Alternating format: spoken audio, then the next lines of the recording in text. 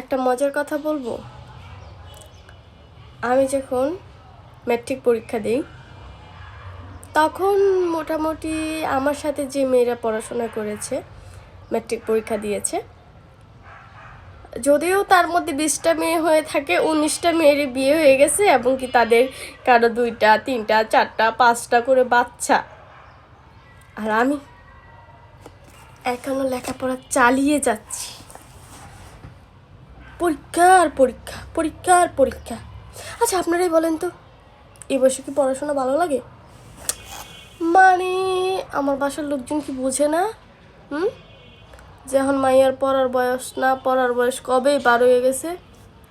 আমার বান্ধবীরা আমারে ফোন দিয়ে দিয়ে বলে, আরে বাচ্চাকে নিয়ে স্কুলে যাচ্ছি, তোর ভাইয়া আসবে, তোর ভাইয়ার জন্য রান্না করছি। আরে তোর ভাইয়াতে গরু মাংস খেতে পছন্দ করে, সেই জন্য গরু মাংস রান্না করছি। আর আমাকে ফোন দিলে আমি বলি, বান্ধবী কালকে তো আমার পরীক্ষা আছে রে, সেই জন্য আমার পড়াশোনা করতে হচ্ছে। মানে পৃথিবীতে কি এই জন্যে আসছি খালি পড়াশোনাই করবো? আল্লাহ মনে হয় এই জন্যই আমার পাঠাইছে যে তুমি যাও দুনিয়াতে, গিয়ে খালি পড়াশোনা করো আর বুড়া হয়ে যাও।